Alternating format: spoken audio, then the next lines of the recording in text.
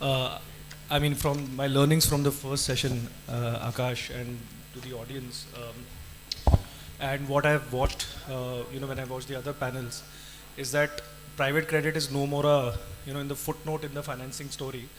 It's writing its own chapter in that sense. So, Akash, now looking at your platform, you have built at 361 one of the most visible private credit platforms.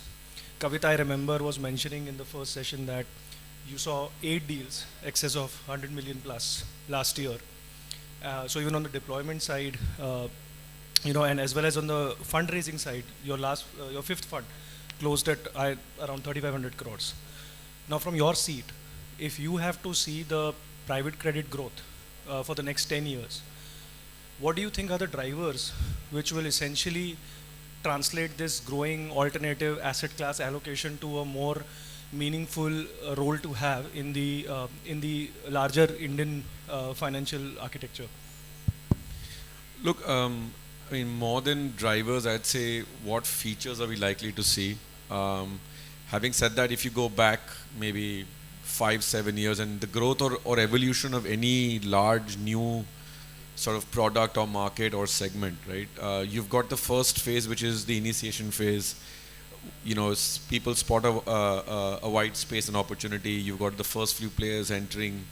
The market's restricted to a segment of two of what is now today called private credit. So if I look back, maybe 2014, 15, we had one or two players largely focused on distressed, maybe real estate, and increasingly you would find new asset managers come to the table, and really what the first phase does is really sets the tone for enhanced competition, sets the tone for a market opportunity, sets the tone for a narrative where people wake up and say, hey, this is a new segment or area or product, right?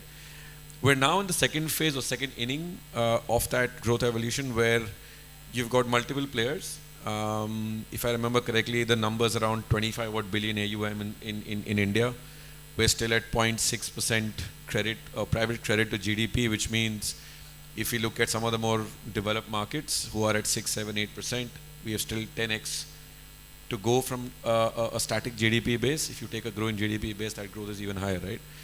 And so we are right now in the second phase. Lots of players, increased competition, LP mix changing. Having said that, I still think we lack product innovation, right? If you look at us as an industry, yes, there's a few outliers, someone doing more thematic stuff, someone doing more sectoral stuff, but broad brush, everybody is doing pretty much similar-ish kind of products or segments or asset classes, right? You've not really got product innovation, and that's what I think phase 3 will bring, which is when we sit down and think about this, we say it's the true growth phase, right? In our view, AUM will go from 25 to 100 odd billion. You'll find significant product innovation. And if you look at any markets in the West, you've got off-balance sheet structures, ABSs, people buying out consumer pools, funds housing assets and housing platforms. I know, if you look at the large Apollo, KKRs, Blackstones, all of them have credit businesses. They have insurance tie-ups. So all of those, let's say, collaborative partnerships between originators, which are banks in the US, and funds, and on the LP side is insurance, capital, and funds, right? That starts becoming more relevant, which India will go through over time. But I think most importantly for me, the most exciting part of what the next phase brings is maybe a hockey stick growth in adoption. I think today a lot of businesses still think of private credit as last option financing. Having said that, it's changing. So today, this morning we had a conversation with a very large conglomerate looking to borrow serious sums of money, coming to say, hey, look, I thought private credit was only for either real estate players or stressed businesses. It's actually a great capital, it's a great tool for a CFO and or a promoter to come back and say, this can solve for growth, it can solve for acquisitions, it can be a catalyst to many more opportunistic growth areas which I can't get conventional capital for, right? And so on the bedrock of that demand, you've then got all these things that will happen, right? One flip side of that is obviously consolidation. I think that we will see consolidation. We will see what we call a scale mode cycle. The larger firms will become larger faster. Some of the smaller firms will probably either get consolidated or stay or plateau.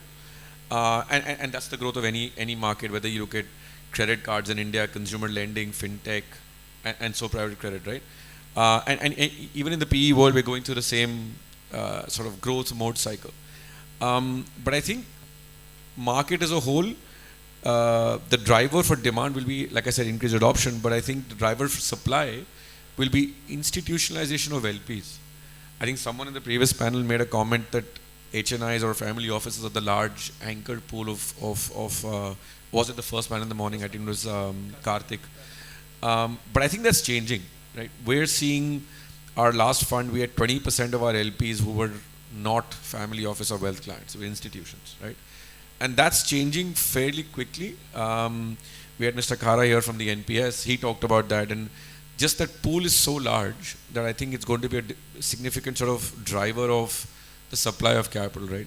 And who knows, I mean, like Apollo Athene, you may find large insurer come to India and say, hey, let me also tie up with a credit shop to continuously originate scale. So I think in terms of what the market will bring, you've got to have proprietary origination, you've got to have significant track record, and those firms with these 2 or 3 things will be able to scale much faster as the market grows. But I mean, to put a number to it, I think we're in the range of 110 billion over the next 5 years. I think you really simplified the story of transformation and what we are looking ahead on the road. So now talking about the different types of LPs that you spoke about. So when you spoke about global institutional capital, we also talked about the local institutional capital and the wealth. So when we talk about these, these investors investing into this asset class, are the drivers different when you look at the domestic pools of capital and when you look at the global international capital coming to India? Rather than saying domestic or global, I'd say the category mix, right? A wealth family office investor pretty much cares about yield and contracted return and return of capital, and obviously return on capital as well. But a global LP would look at things very differently. We keep meeting between us GPs and we say relative value and yield. I actually think yield is not the driver of capital flows to India, right? Yield is never going to be the number one fact for a global pension fund, a Mubadala, a sovereign wealth fund, a somebody else to come to India and say, hey, I'm seeing maximum yield in this market, right? You've got to have a contributing set of factors. We need growth and scale of the underlying market. Till India becomes 50, 70, 80, 100 billion, you will not see flows like we see in Japan or the US or Europe, right? So the market has to have underpinning it a huge amount of scale. Second, you've got to have managers who have phenomenal track record over cycles. We all talk about growth of private credit and we say, it's now a mainstream financing tool, which it is. But in reality, it's not seen a full tested cycle, right? And on the other side of that cycle, it will be painful. But on the other side of that cycle, you'll find managers who've got proven cycle-tested investment theses. You've got track record. You've got someone who can originate to their sort of own strength. And then you've got people who consistently deliver outcomes that they said they would. You talk to any LP in the world, I mean, if you go to Japan, Korea, the US, Europe, the Middle East, or Southeast Asia, every LP will tell you, look, I need consistency. Tell me, or do what you tell me you will do. I need clarity of investment thesis. What's your go? And more importantly, what's your no-go? I need a consistency of outcomes, which is then driven by how much control an asset manager like ourselves has over the investments I make, right? And so if you get into maybe second level nuances, what we argue is that if I'm not in control of outcomes, I can never deliver a consistent outcome over my portfolio, right? Not having losses or defaults is an occupational hazard. It's going to happen in all managers here, in all their books. How you are able to control or navigate those situations, how you're able to reduce loss given default, I think in the morning panel again we had that conversation, is going to really differentiate a great manager from a good one, right? And so global LPs look at that and say, okay, this guy, at least he says he knows what he's doing. And so I'm seeing consistency of outcomes and I have clarity of thesis, right? And more importantly, continuity. You've got to have continuity of strategy, continuity of teams, continuity of people, continuity of commitment to that business, and so on and so forth. So if you've got these sort of elements, I think capital flows will come to India. We're already seeing domestic institutional capital flows, and we think we will see global institutional capital flows as well in the next. I was out arguing with someone. I said 12 months. Somebody said 6 months. So let's say between 6 and 12 months. And I think that's going to drive, or they will be driven by these factors. And the factors are common, right? I mean, if you were investing your hard-earned capital or your fiduciary capital with someone, this is what you would look for, right? So it's not differentiating. Although I think domestically tax is a big driver. We're a market that taxes debt and equity very differently. If that one change happens, you will see a massive amount of flows to credit or debt markets vis-a-vis equity markets today, because passive ETF investing on a post-tax basis looks phenomenally attractive because of the fact that it's taxed at long-term capital gains, right? You do a fantastic job in credit, whether you deliver 20% gross, 15% gross, or 10% gross. A lot of that return gets eaten away by tax, right? The moment you do that one change, right, which is not easy to make, but the moment you do that, flows will increase 100%. I mean, a lot to absorb for me there. So, coming to the question of again what the LPs are looking at. I mean, you talked about saying that controlling the outcome is as maybe more important than the yield itself. Now, if we talk about LP concerns on a broader perspective, what are the LP concerns which are still being raised, or has in this third phase that we are entering, have those concerns changed in some way? Yeah, to be honest, I think the concerns have evolved. I think that it's a sign of maturity of a market, right? I've been hitting the road to doing investor road shows for the last 3.5 years, and we do it quarter after quarter. We've raised total of maybe 3 billion in capital, deployed almost all of that, currently sitting on 2 billion in AUM. And every time I've gone to an investor, I've kind of gone and said, this is where we are, this is what we think we should do, this is what we don't do because we don't have a winning edge or a moat or a deep understanding of that, sub-segment or asset class. And the concerns have changed over time, right? First of all, saying, will India persist as a market? Is this a short-term blip of opportunity or is this a structural opportunity? Second, will laws change? Will you have IBC judgments? Will IBC even work? Or what is IBC, right? But if I look at it today, maybe 4 years on, I think the concerns have evolved to say, how much of the market will India grow to? Will product innovation deliver higher than expected IRR outcomes? Which manager, and obviously managers meet, LPs meet all sorts of managers, right? Which manager can give me structural scale? Because as if I'm again a global pension fund, a sovereign wealth fund, I don't want to deploy 10, 15, 20 million. I want to deploy 100 million in fund 1, 100 million in fund 2, 100 million in fund 3, right?